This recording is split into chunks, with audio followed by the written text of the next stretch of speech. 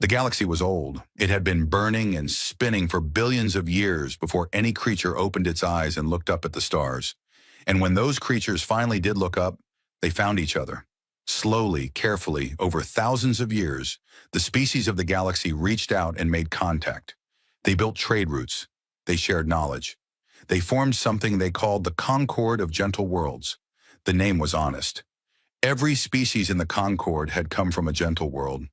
Their planets had calm weather, low gravity, and soft light from peaceful suns.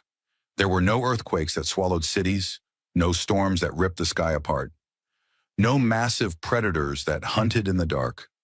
Life on these worlds was quiet, and so the beings that grew there were quiet too. The Valori were perhaps the most gentle of them all. Whether they were tall and thin, with bodies that looked like they were made of living glass. Light passed through their skin in soft colors. Blue when they were calm, gold when they were happy, red when they were afraid. They were scholars and diplomats, lovers of art and music. Their homeworld, Larathus, was a planet of crystal towers and floating gardens where the wind itself seemed to sing. High Chancellor Salith stood at the top of the tallest tower in the capital city and looked out at the stars. She had held her position for 40 years. She had guided the Concord through trade disputes, cultural misunderstandings, and the occasional border disagreement. These were small problems, manageable problems, the kind of problems that could be solved with patience and good conversation. The problem that was coming now could not be solved with conversation. The reports had started arriving 3 months ago. At first, they were easy to dismiss. A colony on the outer rim had gone silent. Communications failure, the experts said. Equipment malfunction. Nothing to worry about. Then a second colony went silent. Then a third. Then an entire system. When the Concord finally sent a scout ship to investigate, it found nothing. Not ruins, not wreckage. Nothing. The planets were stripped bare. The oceans were gone. The atmosphere was thin and dead. It was as if something had eaten the world down to the bone and moved on. The scout ship sent back its data, and then it too went silent. They called themselves nothing. They had no name, no language, no culture that the Concord could understand. And the Concord scientists who studied the first captured samples gave them a name instead. The Kreth. It was a word from an old Valori story, a monster that lived in the dark and ate everything it touched. The Kreth were a swarm, not a civilization, not a nation, but a living wave of destruction. They moved through space in ships that were half metal and half flesh, built from the materials of the worlds they consumed.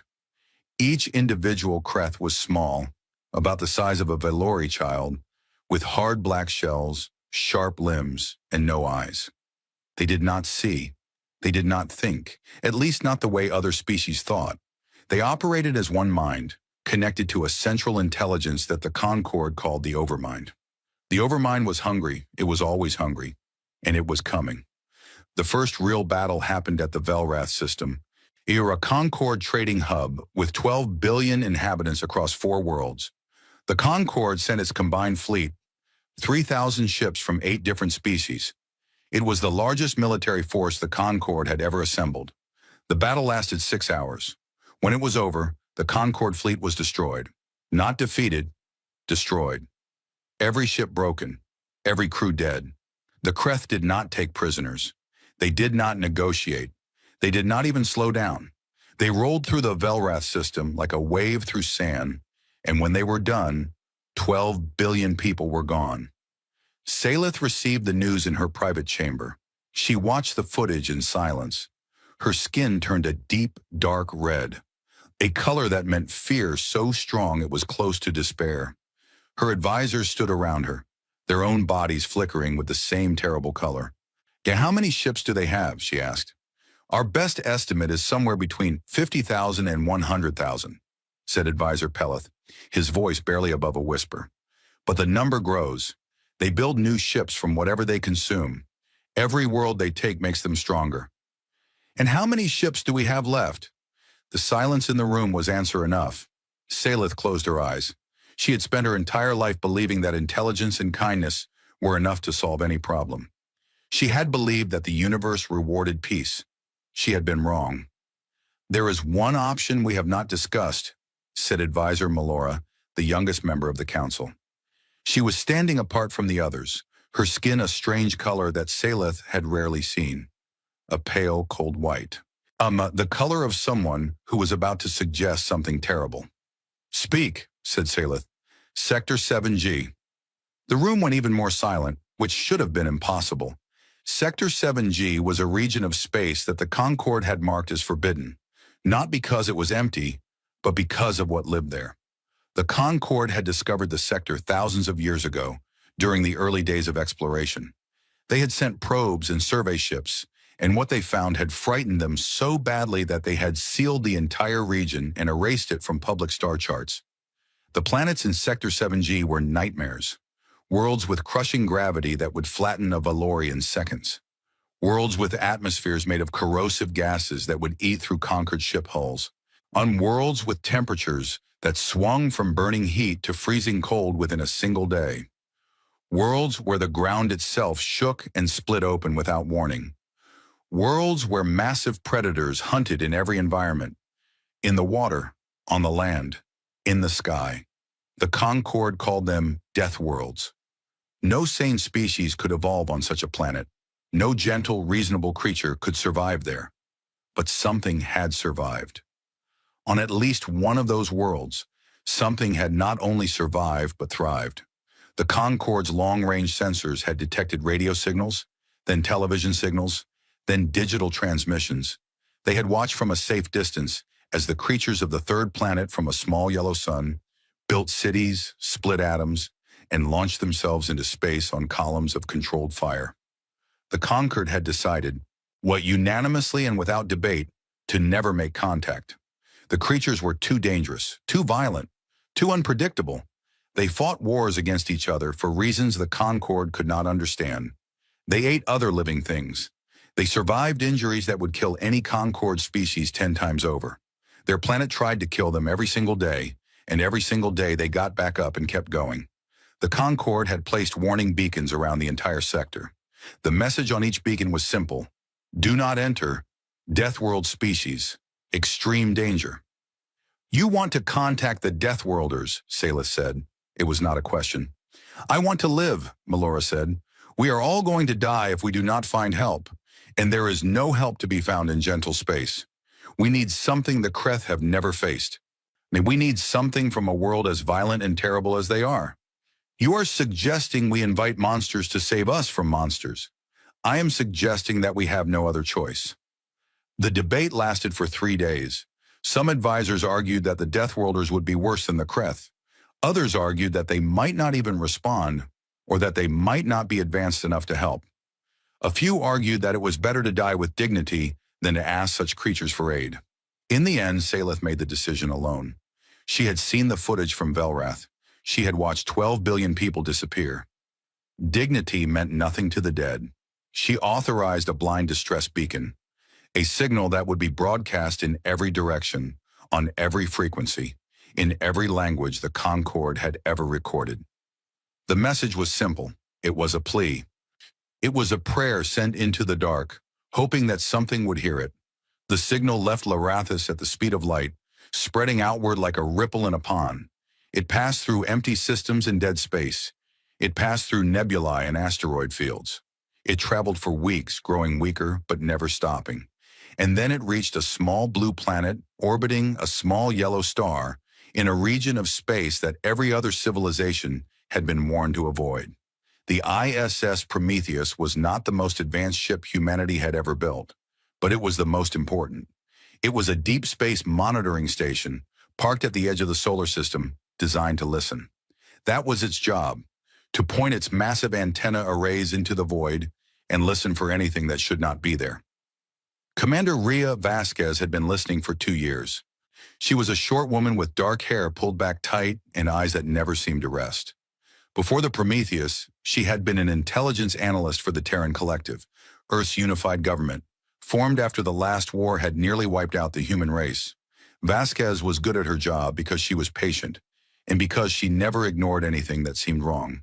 The signal arrived at 3:47 station time on a Tuesday that had been exactly like every other Tuesday for the past 8 months. Vasquez was in her bunk, half asleep, when the alert chimed. She was at her console in under a minute, still pulling on her boots. "Talk to me," she said to Lieutenant Chen, who was already staring at his screen with an expression she had never seen on his face before. "It's not natural," Chen said.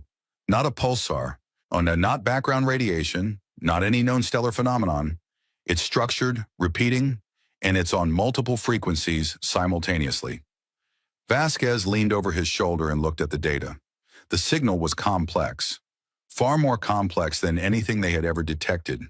It had layers, patterns within patterns, mathematical sequences that repeated at precise intervals. "It's a language," she said. "Multiple languages," Chen corrected. "I'm counting at least 30 different encoding structures.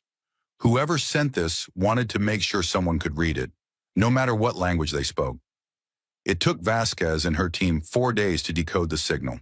They worked in shifts, barely sleeping, running the data through every translation algorithm the Terran Collective had ever developed. When they finally broke through the first layer, Vasquez felt the hair on the back of her neck stand up. The message was not complicated. It did not contain scientific data or cultural information or any of the things that humanity had always imagined a first contact message would contain. It contained 3 things: a star chart showing the location of the sender, a visual recording of the Kreth destroying a world, and a single sentence repeated over and over in 30 different mathematical encoding structures. The sentence, when translated, said, "We are dying. Please help us. We are dying." Vasquez watched the visual recording in her private quarters, alone. She saw the Kreth swarm descend on a planet covered in crystal cities. She saw ships that looked like living nightmares tear through a defense fleet like paper. When she saw the surface of the planet change color as the swarm landed and began to feed, she saw structures that had stood for thousands of years crumble in minutes. And she saw, in the last seconds of the recording, a single alien figure standing on a balcony, looking up at the sky as the swarm closed in. The figure was thin and beautiful, and made of something that looked like glass, and the light passing through its body was the deepest red Vasquez had ever seen. She played the recording 3 times. Then she sat in the dark for a long while. When she finally called her crew together, her voice was steady, but her hands were shaking slightly. She showed them everything: the signal, the translation, the recording. The room was silent when the recording ended. "We need to send this to Earth," said Lieutenant Chen. "When command needs to see this." "I've already transmitted it," Vasquez said. "Priority 1. Every government office, every military installation, every research facility on Earth and the colonies will have it within 6 hours." "What do you think they'll do?" asked Dr. Okafor, the station's chief scientist. Vasquez looked at the frozen image on her screen. The alien on the balcony, the swarm above it, the red light of its body like a wound. She thought about what she knew of humanity. She thought about the last war, when humans had nearly destroyed themselves. She thought about how they had crawled out of the ashes and built something better. She thought about every story she had ever heard of people running into burning buildings to save strangers. "Someone out there is dying," she said quietly. "And they're asking us for help." She looked around the room at her crew. These fragile, stubborn, impossible creatures who lived on a world that tried to kill them every day, who breathed a gas that would corrode metal, who had bones dense enough to survive falls that would shatter any of the gentle species, who had spent their entire evolutionary history fighting and surviving and refusing to die. "I think we're going to answer," she said. 6 hours later, Earth received the message. Within 12 hours, every nation, every colony, every military force in the Terran Collective had seen the recording. Within 24 hours, the debates began. Within 48 hours, the debates ended. Because humanity had seen the red light of a dying alien, standing alone on a balcony as the darkness came.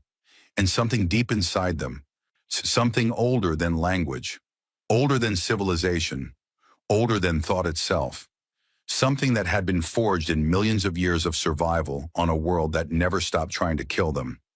That something looked at the signal from the stars and said the only thing it had ever known how to say: "We're coming." Admiral Cale Morrow stood on the bridge of the TCS Dauntless, flagship of the 1st Expeditionary Flotilla, and watched the stars stretch into lines as the fleet entered faster than light travel. He was a tall man, broad-shouldered, with gray at his temples and a scar that ran from his left eyebrow to his jaw. A souvenir from the last war, when he had been young and the world had been on fire. Behind him, through the reinforced viewport, he could see the other ships of the flotilla falling into formation. 32 warships, each one built to survive the worst that Earth's solar system could throw at them. Railguns that could punch through asteroids. Missile systems tipped with nuclear warheads. Armor plating designed to withstand the radiation storms of Jupiter's orbit. And inside each ship, men and women who had grown up on a death world. Heavy, strong, fast, and very, very hard to kill. Morrow had read the signal. He had watched the recording. He had sat in a room with the Joint Chiefs and listened to people argue about whether it was a trap, whether it was worth the risk, whether humanity should stay hidden and safe in its little corner of the galaxy. He had listened, and then he had spoken. He had said one thing: if we hide now, we are not worth saving ourselves. The vote had been unanimous after that. Now the fleet was moving, utterly crossing distances that would have seemed impossible a generation ago, heading toward a region of space where an alien civilization was being eaten alive. Morrow did not know what they would find. He did not know if they would survive. He did not know if the aliens who had sent the signal would welcome them or fear them. But he knew one thing.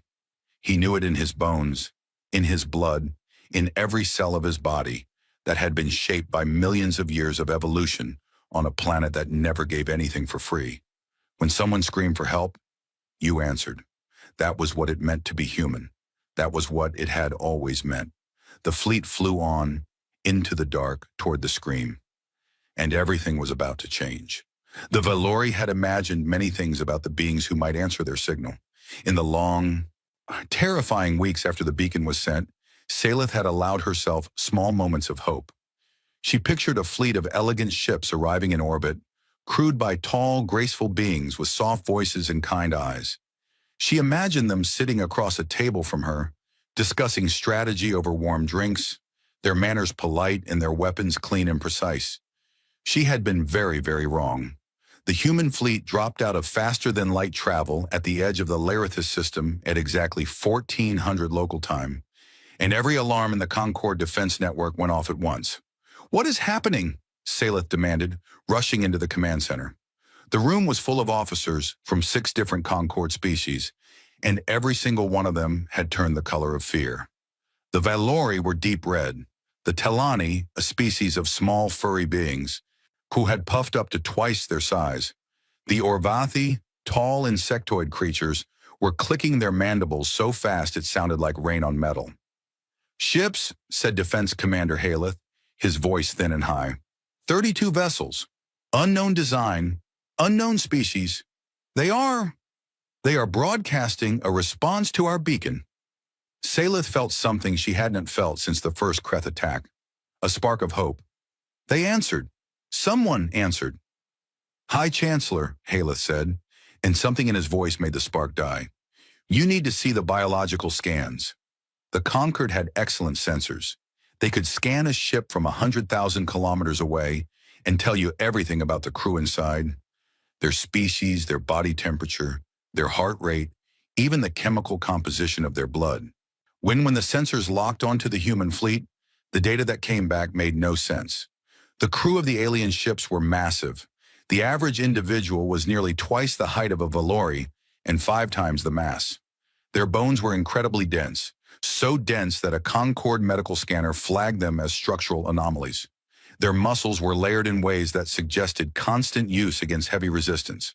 Their cardiovascular systems were oversized, pumping a fluid that was rich in iron. A metal. They had iron in their blood. But that was not the worst part.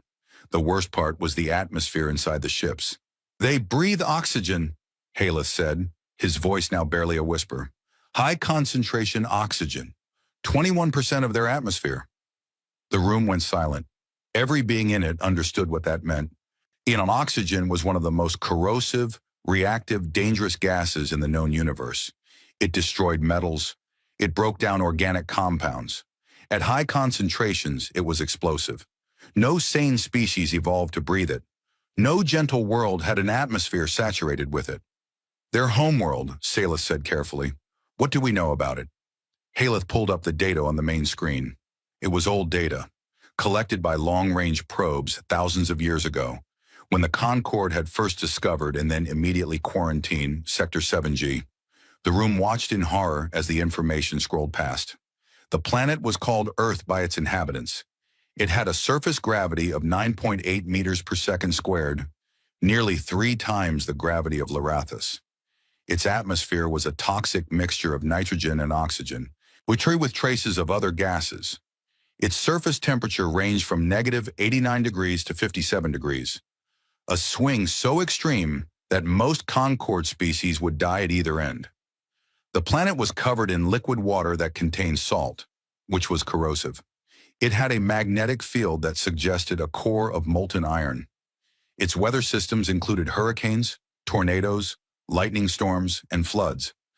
Its geological activity included earthquakes, volcanic eruptions, and tsunamis. And the life. The life was the worst part. Earth was covered in life, and almost all of it was trying to kill everything else. Predators hunted in packs in every environment. Microscopic organisms invaded the bodies of larger creatures and ate them from the inside. Plants produced poisons, insects carried diseases. The oceans were filled with creatures that had rows of teeth designed to rip flesh from bone. The beings who had evolved on this world had not done so gently. They had fought for every single day of their existence. They had been hunted, starved, frozen, burned, poisoned, and infected. And they had survived all of it. They had survived everything their planet had thrown at them for millions of years. And then they had built spaceships and left. These are the beings who answered our call, Saleth said. These are Deathworlders, Haleth said. The word hung in the air like smoke. The human fleet made no aggressive moves. It simply waited at the edge of the system, broadcasting the same message on repeat. The message had been translated into the same mathematical encoding the Concorde had used in its beacon. As it said, "We received your signal. We are here to help. Please respond." Saleth stared at the message for a long time. Behind her, she could hear her advisors arguing. Some wanted to tell the humans to leave. Some wanted to fire on them. Advisor Peleth had actually suggested surrendering to the Kreth instead, on the theory that the Kreth would at least kill them quickly. "They came," Saleth said quietly, cutting through the noise. "We screamed into the dark, and they came. Whatever they are, they came." She opened a communication channel. "This is High Chancellor Saleth of the Concorde of Gentle Worlds. We welcome you to Larathus. Please send a delegation to the surface. We have much to discuss." The human shuttle landed on the crystal platform outside the Grand Hall of the Concorde, and the ground shook. Not from the landing itself. Human pilots were surprisingly precise. The ground shook because of the beings who walked out of the shuttle. Each step they took sent tiny vibrations through the crystal floor because they were heavy. So much heavier than anything that had ever walked on Larathus. Saleth watched them approach from the top of the Grand Hall steps. There were 5 of them, 4 soldiers in dark armor that covered them from head to toe, and 1 man in a simpler uniform who walked in front. He was tall, taller than any Valori, with wide shoulders and thick limbs. His skin was a dark brown, and there was a line of raised, damaged tissue running down the left side of his face. His hair was gray and cut very short. His eyes were small and deep-set and moved constantly, scanning every surface, every shadow, every angle. The eyes of a predator. This was Admiral Kale Morrow. Behind Saleth, she could feel her advisors trembling. The Telani ambassador had hidden behind a column. The Orvathi ambassador was standing very still, the way insects do when a larger creature walks past. Morrow stopped at the bottom of the steps and looked up at Saleth. For a long moment, neither of them moved. Saleth was afraid. She was more afraid than she had ever been in her life. The being standing before her was from a world of death. His body was built for violence. Dense bones, powerful muscles, predator eyes, hands that could crush crystal. Every biological sensor on Larathus was screaming a warning: danger, threat, run. But Saleth had not survived 40 years as High Chancellor by running. She descended the steps, her crystal body catching the light. Her skin cycling through colors she could not control, red, pale, flickering. She stopped in front of Morrow and looked up at him. He was watching her with an expression she could not read. His face was different from a Valerie face, hard-lined, made of soft tissue over rigid bone. She did not know what his expressions meant. She did not know if the slight movement at the corners of his mouth was anger or hunger or something else entirely. She extended her hand, a thin, translucent limb that weighed almost nothing and would break if pressed too hard. "Welcome to Larathis, Admiral," she said. "We are grateful that you came." Morrow looked at her hand. Then very slowly, very carefully, he reached out and took it. His hand was enormous around hers, warm and rough and heavy. Oh, she could feel the strength in it. The kind of strength that could bend metal, that could break stone. He could have crushed her hand without even noticing. Instead, he held it as gently as if he were holding a soap bubble. "We got your message," he said. His voice was deep and rough, the kind of sound that the Concord species associated with natural disasters. Thunder, rock slides, breaking ice. "Took us a few weeks to get here. Sorry about the wait." Salith felt something shift inside her. Not the fear. The fear was still there, and it would be there for a long time. But something else grew alongside it, something she had nearly lost. Hope. The briefing took place in the Grand Hall, which was the largest room on Larathis. It was built to hold thousands of delegates from every Concord species. And today it held a handful of terrified aliens and 5 humans who looked like they could tear the building down with their bare hands. Salith told them everything. She showed them the star charts, the battle reports, the footage from the fall of Velrath. She showed them the sensor data on the Kreth, their numbers, their ships, their feeding patterns. She showed them the projections that said, in cold mathematical terms, that the Concord had approximately 4 months before the Kreth reached Larathis. The humans watched in silence. The soldiers stood behind Admiral Morrow like statues, their faces hidden behind their helmets. Morrow himself sat in a chair that was too small for him, his arms crossed, his eyes never leaving the screen. When the footage from Velrath played, the swarm descending, the ships breaking apart, and the planet's surface changing color as the Kreth began to feed, something happened to Morrow's face. Salith saw it clearly because she was watching him instead of the screen. She had already seen the footage too many times. His jaw tightened. A muscle in his cheek moved. His eyes, which had been calm and scanning, became still and hard. One of the soldiers behind him shifted slightly, and Salith heard a sound she would later learn was a human grinding their teeth. "How many people lived on that world?" Morrow asked when the footage ended. His voice was quieter than before, but somehow more frightening. 12 billion, Salith said. Morrow said nothing for a long time. He looked at the frozen image on the screen. The planet, half consumed, its surface dark where it had once been bright. Then he looked at Salith. "She will show us where they are," he said. "Not we'll think about it. Not we need to discuss this with our government. Not what's in it for us. Just show us where they are." Salith pulled up the current Kreth position on the star chart. The swarm was moving through the outer systems of the Concord, a spreading stain of red that grew larger every day. At its current speed, it would reach the inner systems within weeks. "Their nearest force is here," she said, pointing to a cluster of red dots around a system called Vareth. "A forward base, approximately 300 warships." 300, Morrow repeated. He looked back at his officers. One of them, a woman with dark hair and sharp eyes that Salith would later learn was Commander Vasquez, gave a small nod. "What weapons do they use?" Vasquez asked. Her voice was calm and professional, as if she were asking about the weather. Salith described the Kreth weapons, bioorganic projectiles that dissolved armor, ramming attacks using ships that did not care about their own destruction, swarms of small drones that overwhelmed point defenses. She described how the Concord's energy shields had been almost useless, how their precision weapons had been unable to target the fast-moving drones, how their ships had been too fragile to survive direct contact. Vasquez took notes on a small device. Morrow listened without expression. When Salith finished, Morrow stood up. His chair creaked with relief. He walked to the star chart and studied it, his predator eyes moving from system to system. to reading the positions and movements of the Kreth the way his ancestors had once read the tracks of animals on the ground. They're aggressive but not strategic, he said. They move in a straight line toward the highest concentration of biomass. They don't flank. They don't feint. They don't retreat. They have never needed to, Saleth said. They've never fought anything that fought back, Morrow said. He turned to face her, and there was something in his expression that Saleth did not yet have the experience to name. Later, when she understood humans better, she would recognize it.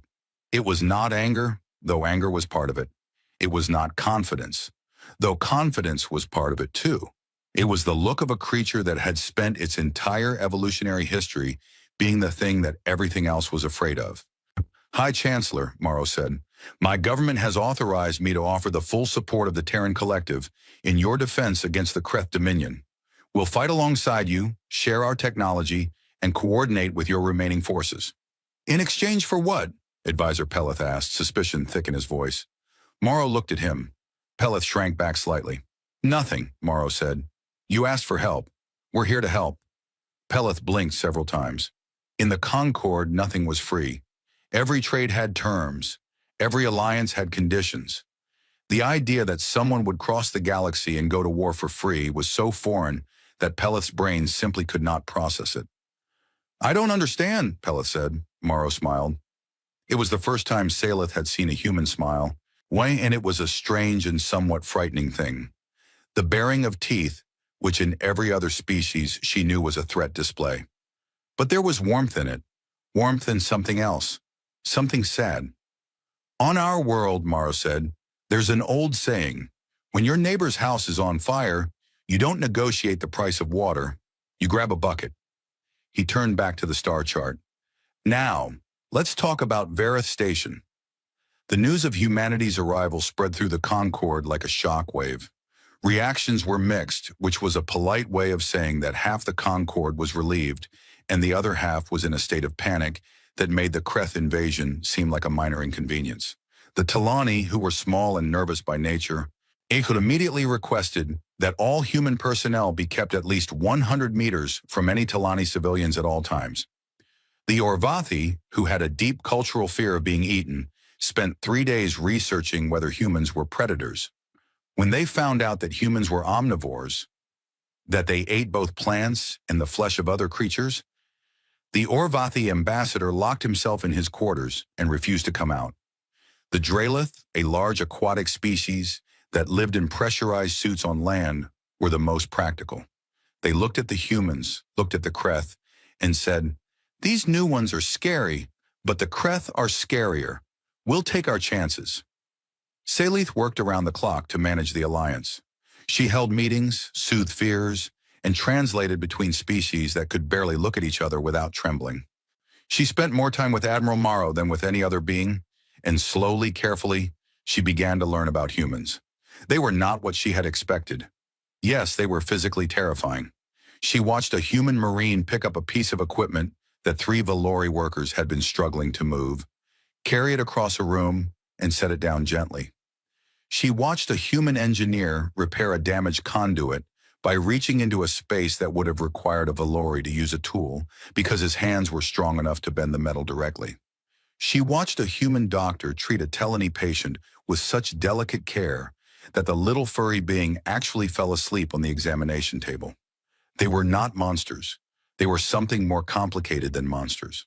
Yes, they were creatures from a world that had forged them in fire and ice and pain, and instead of becoming cruel, they had become something the Concord had no word for. The closest Vailori term was Keshari, one who protects what is fragile, but it was Commander Vasquez who surprised Saleth the most. Vasquez was smaller than most humans, but she had a presence that filled any room she entered. She had a habit of appearing silently beside Saleth at odd hours, offering a cup of something warm that the humans called coffee, and asking questions about the Concord. Why did you quarantine us? Vasquez asked one evening, as they stood on a balcony overlooking the Crystal City. Saleth considered lying. Then she decided that these beings deserved the truth. We were afraid of you, she said. We watched your world from a distance and we saw violence, war, suffering. We decided that you were too dangerous to contact. Vasquez was quiet for a moment. That's fair, she said. We are dangerous. And yet you came to help us. Vasquez looked out at the crystal towers, glowing softly in the evening light. Her expression was thoughtful. Dangerous doesn't mean evil, she said. It just means we have the capacity to do great harm. But we also have the capacity to do great good. And choosing good when you have the power to do harm, that's the only choice that matters. Salih felt her skin shift to a color she had not shown in a long time. Gold, the color of true, deep happiness. Your people are very strange, she said. Vasquez smiled, that baring of teeth that no longer frightened Salih. You have no idea, she said. Across the galaxy, in the dark between stars, the Kreth swarm moved and consumed and grew. The Overmind directed its endless hunger with cold efficiency, choosing targets, calculating trajectories, sending its drones forward in waves that had never been stopped. But now something new had appeared in its awareness. New ships, new creatures, new data that did not match any species the Overmind had consumed before. The Kreth scouts that had been sent to observe the new arrivals transmitted their reports, and the Overmind processed the information with the same emotionless precision it applied to everything. The new creatures were dense, heavy, built of materials that suggested a high-gravity origin. Their ships were armored in metals that the Overmind's standard bioacid projectiles would struggle to dissolve, which their weapons were kinetic, simple but devastating, capable of tearing through Kreth hull flesh. For the first time in 11,000 years of expansion, the Overmind's analysis returned a result it had never generated before. The result was not fear. The Overmind did not feel fear. It did not feel anything. But its strategic algorithms had a category that had been empty since the day they were created. A category for encounters where the outcome was not certain. A category labeled, in the cold mathematical language of its programming, uncertain. The Overmind flagged the result. It adjusted its calculations. And for the first time in 11,000 years, it hesitated, only for a moment. Then it sent a command to every swarm, every drone, every ship in the Dominion. The command was simple: converge on the new threat, observe, analyze. Beyond, prepare. The war was about to begin. Vareth Station hung in the darkness of space like a jewel in a dead man's hand. It was a conquered trading hub, a massive structure of crystal and alloy that orbited a gas giant, home to 500,000 souls from a dozen different species. It had marketplaces, gardens, schools, hospitals, and a view of the stars that poets had written about for centuries.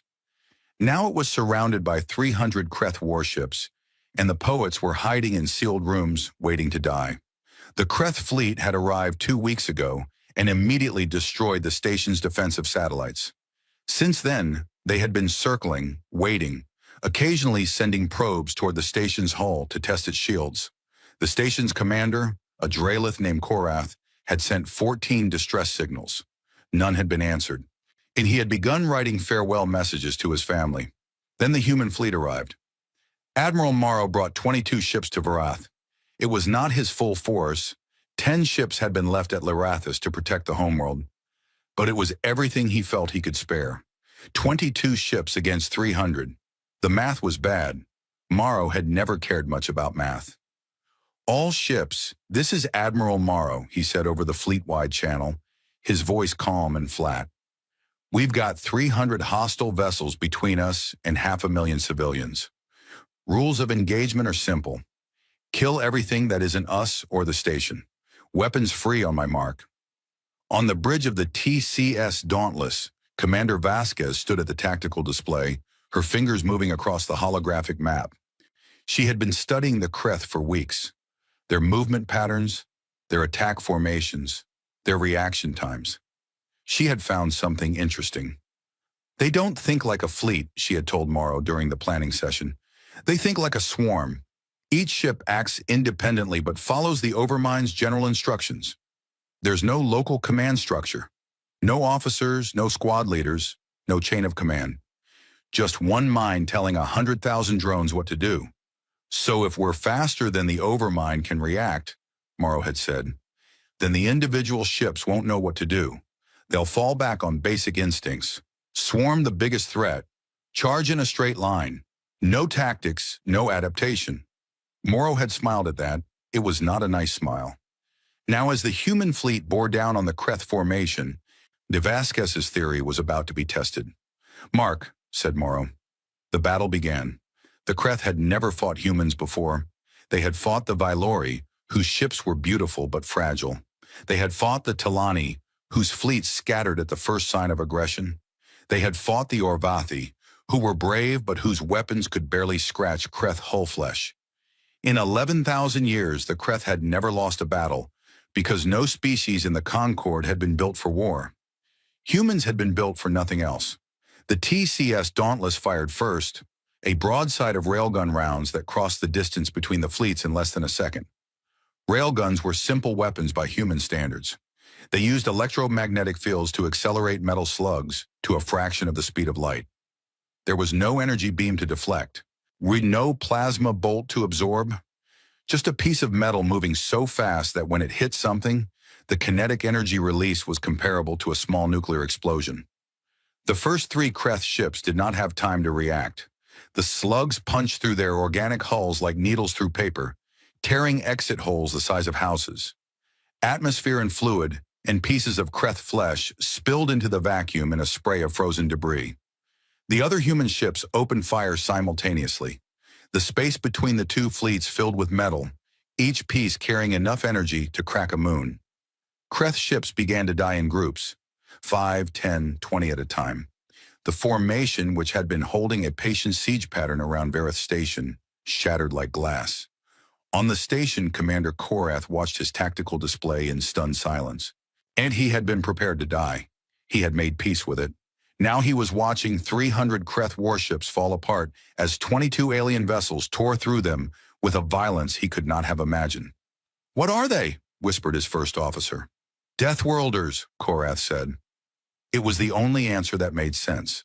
The Kreth Overmind received the battle data and processed it in nanoseconds. The results were alarming. The new species' weapons were kinetic, primitive by Concord standards, but devastatingly effective against Kreth biology. Hull flesh, which could regenerate from energy damage, could not heal from being physically torn apart. The Overmind adjusted its strategy. It ordered the remaining ships to close the distance and engage at point-blank range, where their bioacid weapons and ramming attacks would be most effective. It was a reasonable strategy. It had worked against every other species the Kreth had ever fought. It did not work against humans. As the Kreth ships charged forward, the human fleet split into groups of 3 and began to move.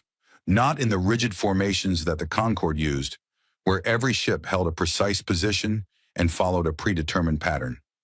The human ships moved like a pack of wolves, fluid, adaptive, each group covering the others, closing in from multiple angles simultaneously.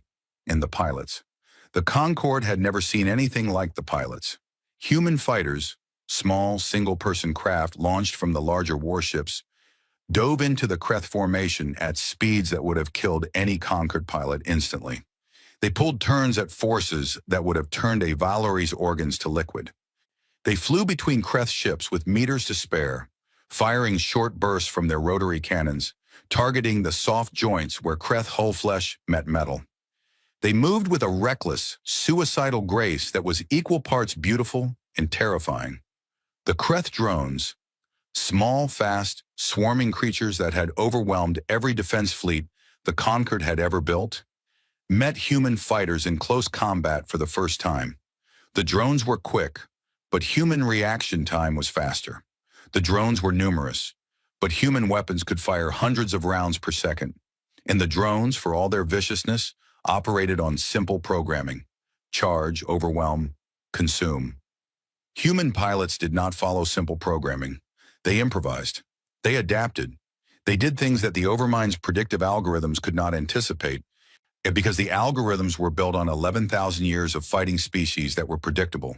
Humans were not predictable. They were creative, chaotic, and absolutely refused to die according to schedule.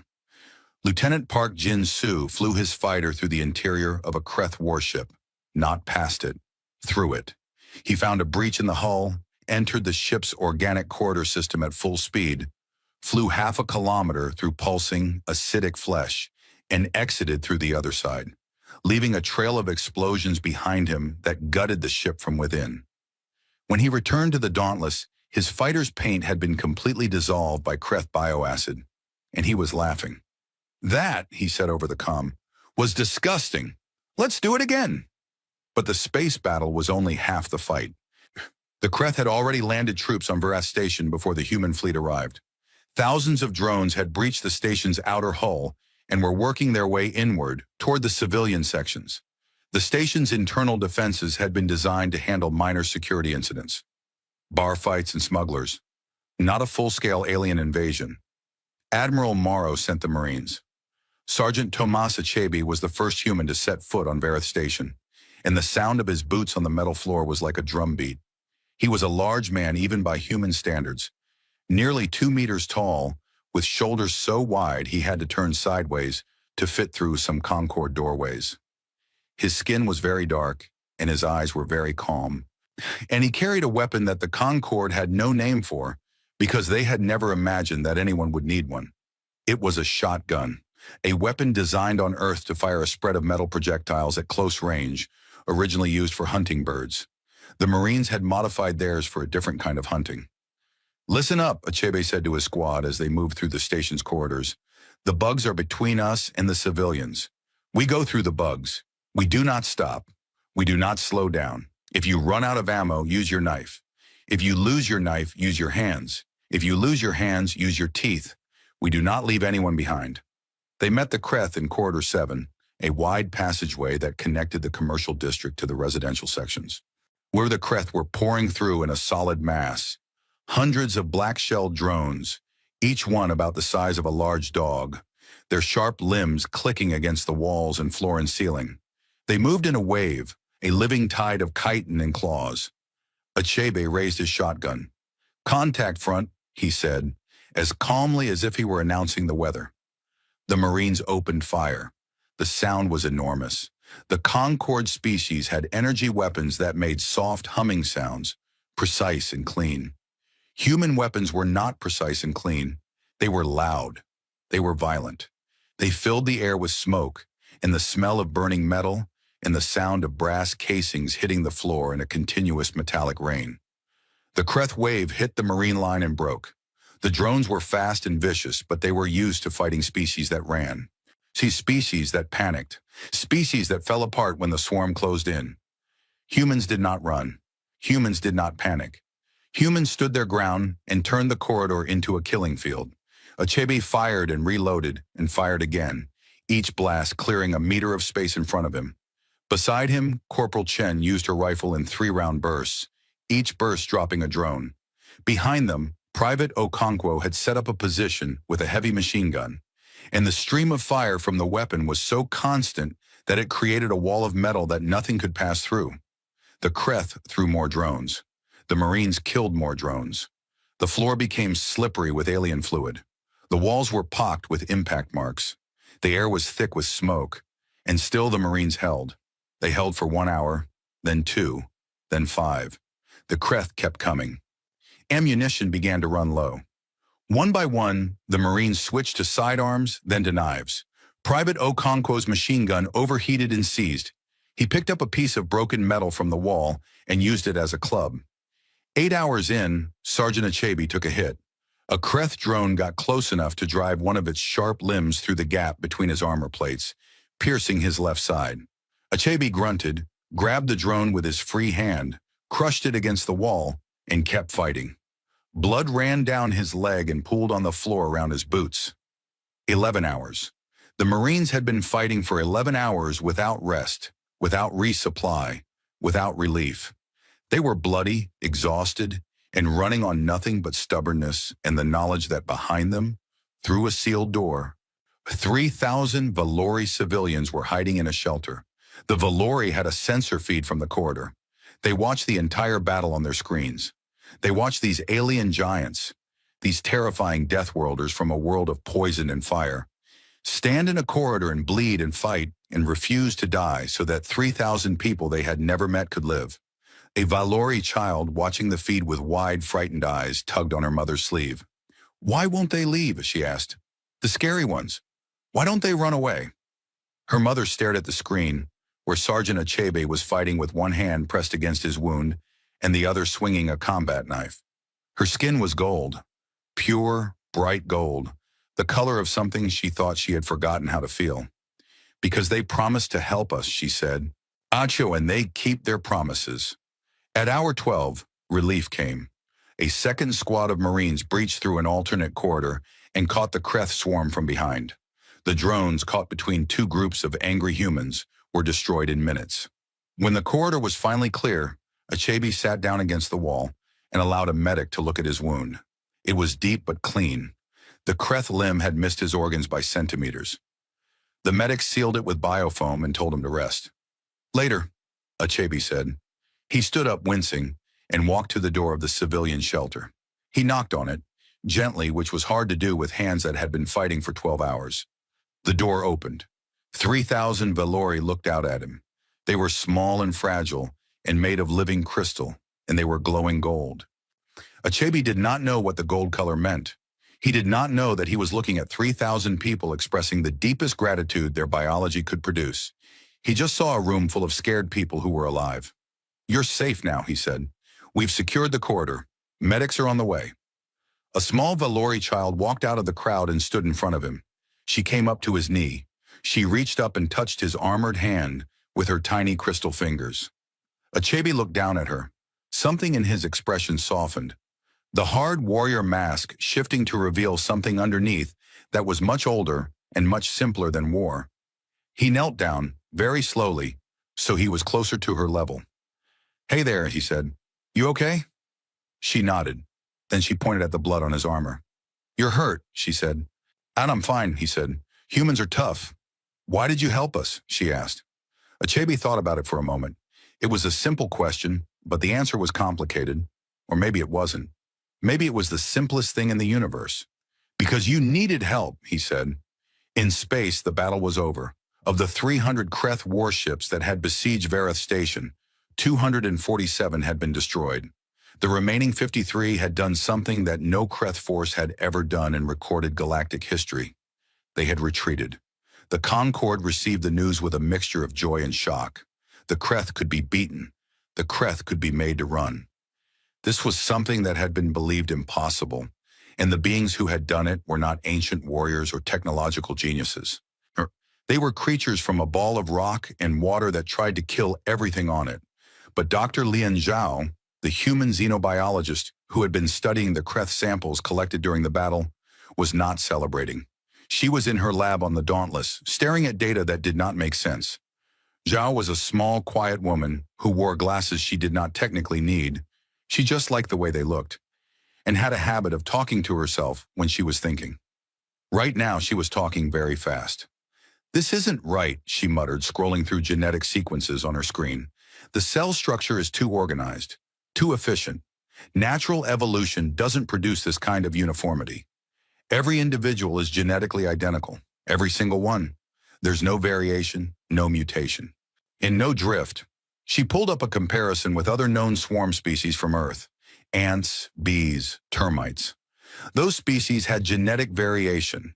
They evolved. They adapted over generations. The Kreth didn't. They were frozen. A perfect design, repeated endlessly.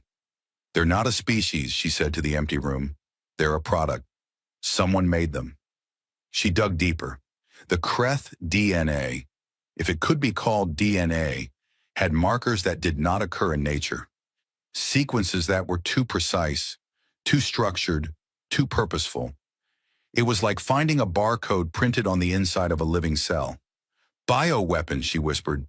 "They're a bioweapon. Someone built them to consume worlds. But who? And why?" She found something else in the data. Something buried deep in the Kreth genetic code, hidden under layers of biological programming. A sequence that was different from the rest. It did not code for any protein or function. It was dormant, inactive, waiting. It looked, to Zhao's trained eye, like a kill switch. She leaned back in her chair and stared at the ceiling. Outside her lab, she could hear the sounds of celebration.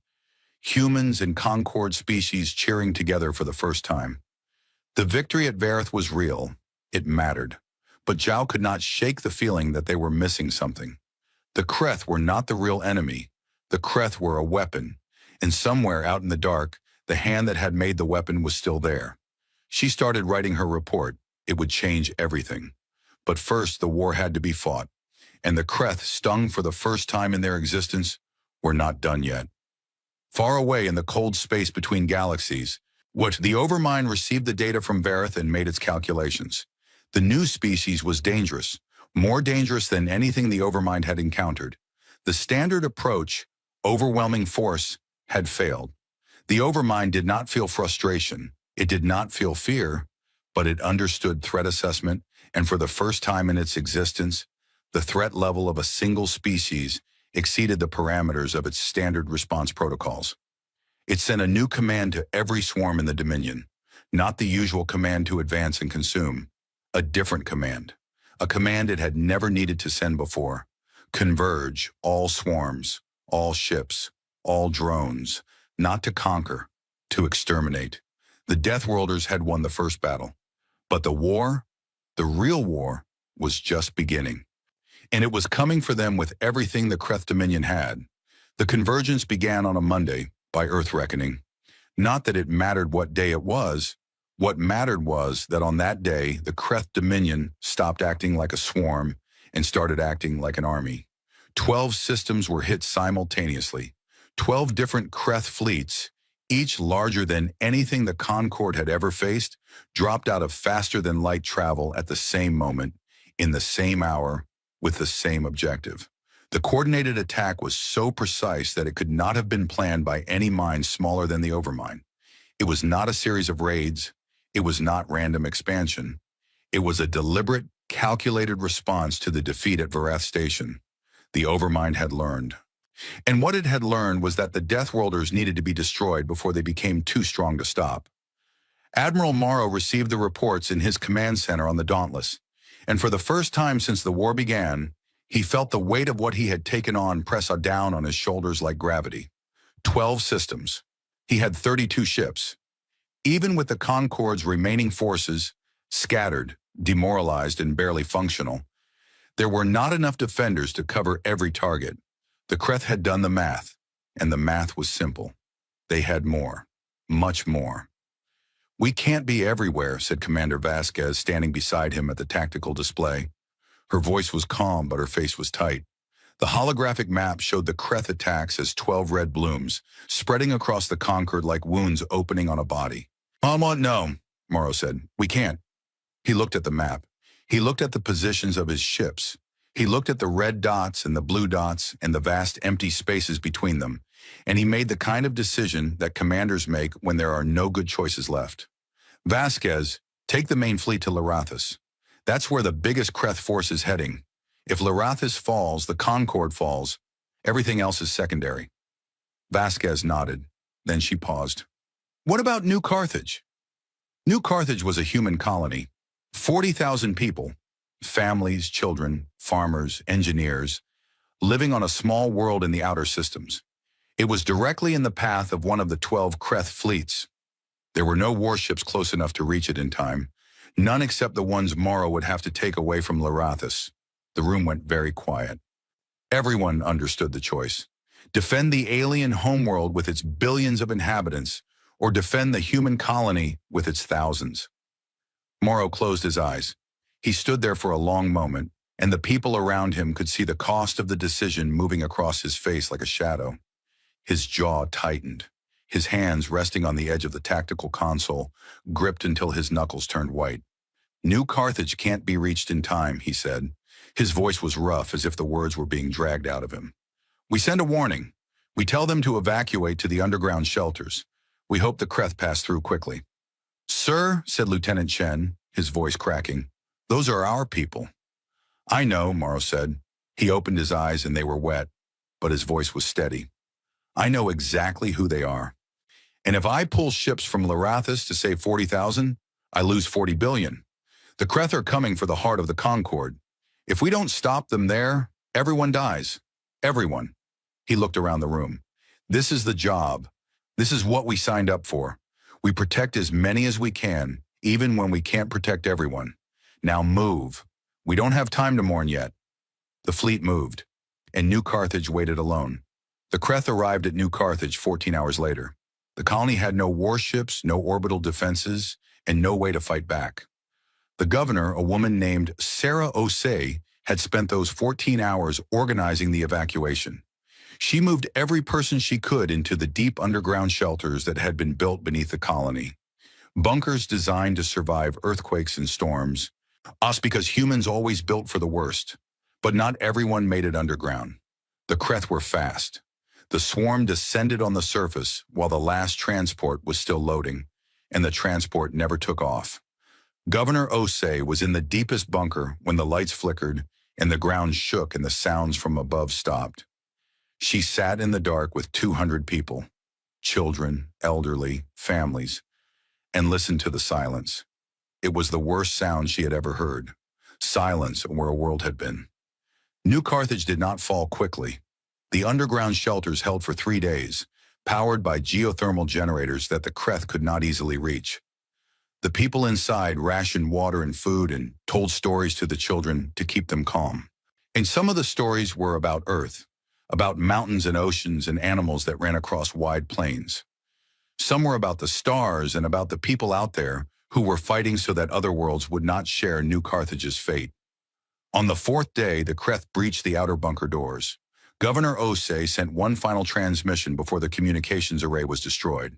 It was addressed to Admiral Morrow. It said, "We understand. Do what you have to do. We're proud of you. New Carthage." Then the transmission ended, and 40,000 humans were gone. The news reached Earth 6 hours later, and the world broke. Not physically. Earth kept spinning. The sun kept shining. But something inside the human collective consciousness cracked open, and what came out was grief and rage in equal measure. The feeds were full of it. Images of New Carthage from before the attack, green fields, small houses, children playing. Then the after, a dead world, stripped, silent. The contrast was unbearable. People wept in the streets. Memorials appeared overnight. Candles burned on every continent. And then the anger came. Why are we dying for aliens who are afraid of us? That question was on every screen, every feed, every protest sign. It was a fair question. It was a question that cut to the heart of everything humanity was doing in this war. They had crossed the galaxy to save people who had quarantined them, feared them, treated them as monsters. And now 40,000 humans were dead because their fleet had been defending an alien world instead of a human one. On Lyrathis, Salith watched the human news feeds with growing horror. Not horror at the anger. She understood the anger.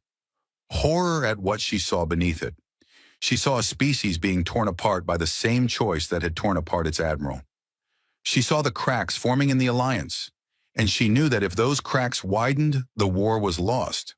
Not because humanity would stop fighting, but because a divided force was a weak force, and the Creth did not give second chances. She went to find Morrow. She found him in his quarters on the Dauntless, which was docked at Lyrathis Orbital Station. The room was dark. Morrow was sitting in a chair, staring at a holographic image of New Carthage. Not the dead world, but the living one. Green fields, small houses, children. "Admiral," she said. "I killed them," Morrow said. His voice was flat and empty. "I made the choice. Why left them?" Salith stepped into the room. Her skin was a deep, aching blue, the color of sorrow. "You saved 40 billion lives with that choice." "I know the math, Chancellor. The math doesn't help." She stood beside him and looked at the image. She did not understand everything about humans, but she understood grief. It looked the same in every species. "Your people are in pain," she said, "and some of them are angry at us, at the conquered. They feel that we are not worth the price you are paying." Morrow said nothing. "Are we?" she asked. "Are we worth it?" He looked at her. His eyes were red and tired, and he looked older than she had ever seen him. "That's not the right question," he said. "Then what is?" "The right question is whether we're willing to live in a universe where we didn't try, where we heard someone screaming and we walked away because it was easier." He paused. I left 40,000 people to die so that 40 billion could live. If I had to make that choice again, I would make it again. And it would destroy me again. That's what it means to be in charge. You carry the weight of every life you couldn't save. Salith reached out and took his hand. Her crystal fingers were cold and light against his skin. Then let me carry some of it, she said. You should not bear this alone. For a moment, the Admiral's composure cracked. Just for a moment. Then he squeezed her hand, gently, so gently, and nodded. We've got a battle to fight, he said. Let's fight it. The Battle of Larathis was the largest engagement of the war, and it nearly ended everything. The Kreth sent 800 ships. It was the biggest fleet the Overmind had ever concentrated in one place. A massive, churning swarm that filled Larathis's orbital space like a dark cloud swallowing the stars. Against them stood the combined Terran Concord fleet. 28 human warships and 42 Concord vessels of various sizes and capabilities. 70 ships against 800.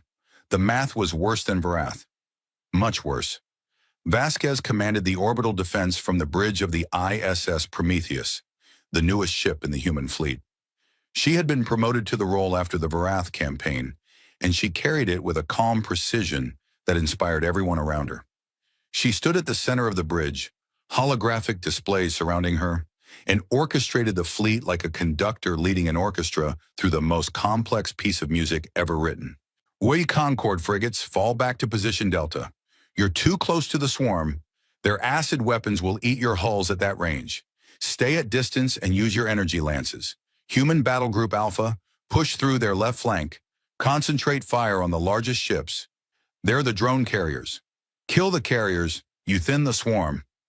The battle raged for hours. Human ships absorbed punishment that would have destroyed any Concord vessel. Railgun batteries firing continuously. Point defense systems shooting down Kreth drones by the hundreds. Armor plating dented and melted but holding. The Concord ships fought bravely too, their energy weapons slicing through Kreth ships from range. Their pilots pushing their fragile craft to limits they had never been designed for. But the Kreth were endless. For every ship destroyed, two more seemed to take its place. The swarm pressed in from every direction, tightening around the fleet like a fist closing. Vasquez felt the battle shifting, the weight of numbers beginning to tell. Then a Kreth drone carrier broke through the defense line and fired a concentrated bioacid barrage directly at the Prometheus. The green-black liquid splashed across the ship's forward armor, eating through the outer layer in seconds. The bridge shook. Sparks flew from overhead panels. A support beam buckled and fell. Vasquez was thrown sideways. She felt something in her legs snap, a sharp, bright pain that made the world go white for a second. When her vision cleared, she was on the floor, her left leg bent at an angle that legs were not supposed to bend. "Commander down!" someone shouted. "I'm not down," Vasquez said through gritted teeth. She grabbed the edge of a console and pulled herself up. Her leg screamed. She ignored it. She had been ignoring pain her whole life. Pain was just information, and she had more important things to process. "Someone get me a chair," she said, "and get me a damage report. Now." They brought her a chair. They strapped her broken leg to a splint. She took a shot of painkiller and went back to coordinating the battle, giving orders from a sitting position with the same cold clarity she had shown standing up. The Kreth pressed harder. A Concord frigate exploded, torn apart by 3 Kreth warships that converged on it simultaneously. Then a human destroyer took a critical hit and began to break up, its crew evacuating in pods as the ship died around them. The defense line was bending, buckling. "We need something," Vasquez muttered. "We need to change the equation." She looked at the tactical display and saw it, a gap in the Kreth formation, created by the destruction of 2 drone carriers. A narrow channel leading directly toward the largest cluster of Kreth ships, where the fleet's coordination seemed to be strongest. If she could push a strike force through that gap— "All human ships, listen up," she broadcast. "I need volunteers for a suicide run through Grid 77. We're going to punch through their formation and hit their coordination cluster. If we disrupt that, the rest of the swarm will lose cohesion."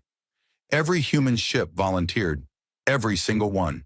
"Battle Group Bravo, you're up. Everyone else, cover them. Give them everything you've got. 7 human warships charged through the gap, their engines at maximum burn, their weapons blazing. Kreth ships closed in from both sides, and the corridor became a tunnel of fire and acid and metal. 2 human ships were destroyed in the first minute. A third lost its engine and went spinning into a Kreth carrier, destroying both in a massive explosion that the surviving crews would later call the brightest light. But 4 ships made it through.